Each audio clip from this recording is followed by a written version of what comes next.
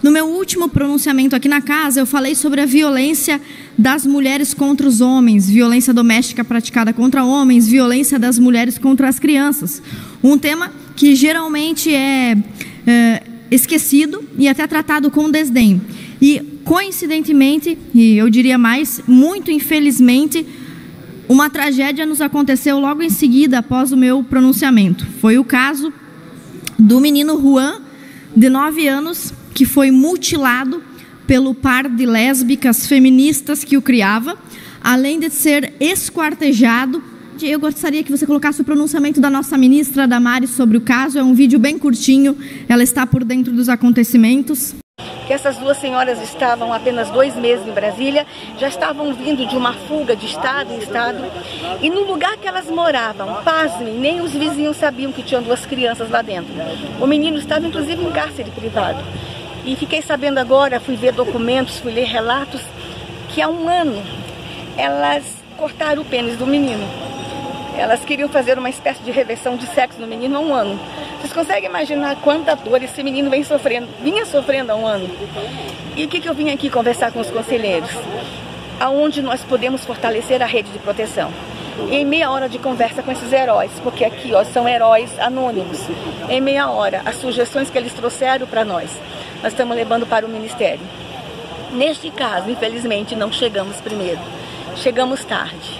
Agora eu vou partir para outro conselho tutelar, lá de Planaltina, onde aconteceu o absurdo caso de 4 crianças espancadas e uma foi morta. Brasil, nós vamos ter que nos levantar em defesa da infância. Que Deus abençoe as crianças do Brasil. Olha só, as 2 lésbicas que criavam o Juan, que também eram feministas, elas confessaram que mutilaram o menino para que ele se tornasse uma menina e o criavam como se fosse menina, deixavam o cabelo dele crescer, faziam alisamento no cabelo. Imagina o sofrimento que essa criança ficou 1 ano mutilado. A mãe confessou que tentou fazer uma vagina na criança com instrumentos rudimentares da cozinha da casa, e tudo isso baseado no que a gente pode chamar de ideologia de gênero. Muitas vezes se fala sobre gênero e feminismo como se fossem as coisas mais bonitas desse mundo. Então eu trouxe aqui para casa 2 livros que falam sobre esse conceito. O primeiro é o Dicionário Crítico do Feminismo, ele foi escrito por feministas, tá? Então eu não estou inventando. Na página 228 nós lemos o seguinte: a partir dos anos 90 surge nos Estados Unidos um novo desvio de gênero. Trata-se então de ultrapassar o gênero. Olha as palavras utilizadas pela feminista que quer trabalhar gênero, com crianças, com adolescentes, com mulheres. Embaralhando, desordenando, perturbando as categorias de sexo e sexualidade. Esse livro não é um livro conservador, é um livro feminista, tá? Então, o nome do livro, Dicionário Crítico do Feminismo.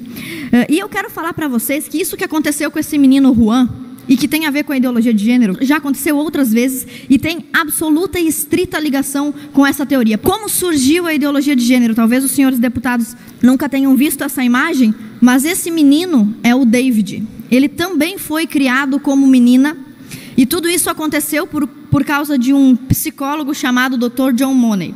O Dr. John Money é um dos pais da ideologia de gênero, um dos mestres, um dos patriarcas do movimento feminista. Ele escreveu esse livro, Os Papéis Sexuais, e neste livro, na página 81, o Dr. John Money fala do caso de um menino que ele orientou que fosse mutilado e criado como se menina fosse. Isso aconteceu na década de 60. O menino é o David, vocês estão vendo ele aí. Quando ele era muito pequenininho, ele tinha um irmão gêmeo, os dois passaram uma crise de fimose. O David foi operado, acabou tendo parte do seu pênis queimado. O Dr. John Money, que era um psicólogo, tentando desenvolver uma teoria de ressignificação dos sexos, orientou o pai e a mãe dessa criança a mentirem para a criança, dizerem que ele era uma menina, orientou que se vestisse, como aconteceu com o caso do Juan, deixasse o cabelo crescer, vestisse o menino como se menina fosse. O David nunca ficou sabendo disso, ele passou a se chamar então Brenda. Em sessões com esse psicólogo que aplicava isso que a gente chama ainda de uma ideologia de gênero primitiva, o David e o irmão gêmeo deles eram obrigados a imitar relações sexuais entre si. O Dr. John Money orientou a mãe e o pai do pequeno David a fazerem sexo na frente da criança e andarem pelados. Tudo isso com uma única finalidade: mudar a identidade de gênero da criança. Esse pequeno bebezinho, o David, ele acabou crescendo como Brenda. Quando ele tinha 15 ou 16 anos, um pesquisador inimigo do Dr. John Money resolveu investigar como andava a vida da Brenda, que é um caso que aparece nos livros do Dr. John Money, e descobriu que não era nada daquilo que o Dr. John Money dizia. O doutor dizia que era um caso bem sucedido, que a menina tinha ressignificado, que ela tinha sido criada como menina e que se sentia como menina. Ao descobrirem o paradeiro do David, da Brenda, a Brenda estava psicologicamente abalada, rasgava suas roupas, ela não queria brincar com as meninas, queria brincar com os meninos, não se sentia menina, e a família continuava a enganar a criança como se ela fosse de outro gênero, até que finalmente o Dr. John Money contou a história ao David. E foi então que o David mudou o seu nome de Brenda para David, mas isso não foi suficiente. Anos depois, o David acabou se suicidando porque não soube lidar com a sua trajetória de mutilação e de experimento de ideologia de gênero. Além disso, os pais do David, um ficou esquizofrênico, o outro um alcoólatra compulsivo. O irmão do David também se suicidou numa overdose por causa desse experimento de ideologia de gênero.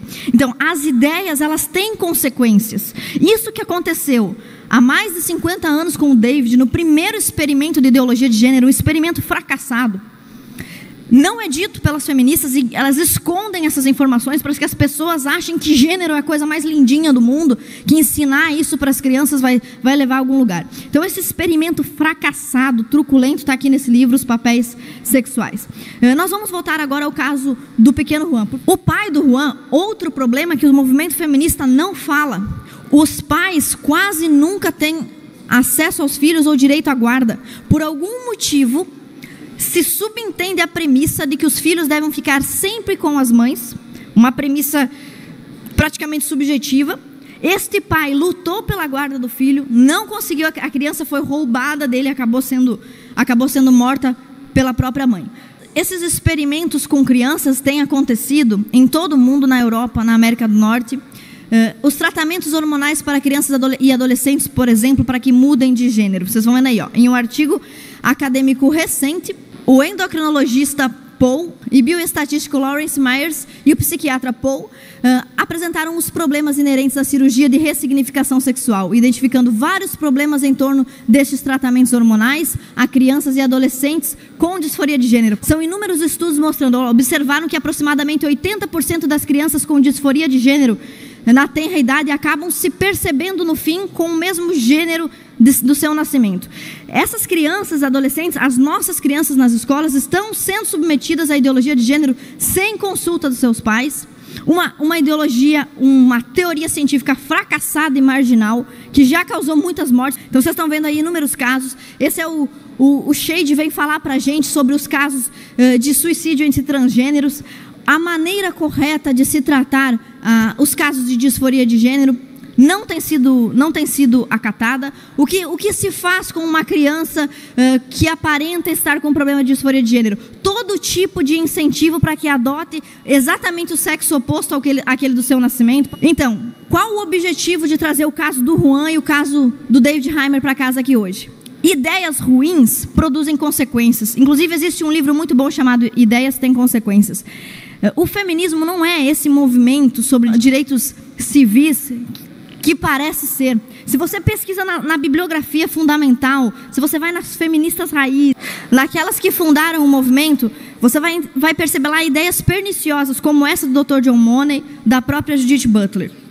E para terminar, eu trago o depoimento de uma feminista que percebeu os problemas da ideologia de gênero e da maneira como as nossas crianças vêm sendo tratadas. Esse vídeo é para encerrar o meu pronunciamento e quero deixar aqui aos familiares, ao pai do pequeno Juan, os meus sentimentos, a minha solidariedade, e que nós passemos a perceber que a violência doméstica, a violência de toda a natureza, ela é perpetrada por um ser humano contra o outro. As mulheres não são anjos que nunca praticam violência, e os homens não são demônios que nascem para praticar violência. Tanto homens quanto mulheres fazem isso, e E esse caso de hoje é uma prova. 2 mulheres lésbicas e feministas que assassinaram, esquartejaram uma criança. Ainda sobre esse mesmo tema, isso tudo que você descreveu agora ainda tem a ver com o mundo hétero, homem, mulher, um conceitos de família bastante tradicionais e conceitos de carreira tradicionais. O século XXI está vivendo o surgimento da cultura transgênero e de 1000 gêneros, né?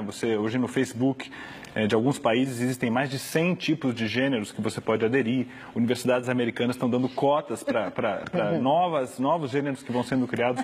Como você enxerga essa cultura do transgênero que está surgindo no nosso momento e que modifica um pouco esse quadro estável homem e mulher do século XX no qual você se formou?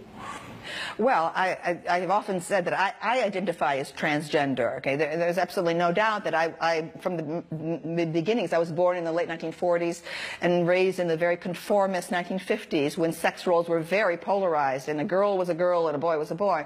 And I did not identify with my gender. I definitely had a major dysfunction. Okay, gender dysfunction, and I dressed in men's clothing as often as I could. Only at Halloween was it permitted, and in male costumes at our annual festival of Halloween. But I still believe that there are fundamentally 2 sexes that are biologically determined. There is a gray area in the middle.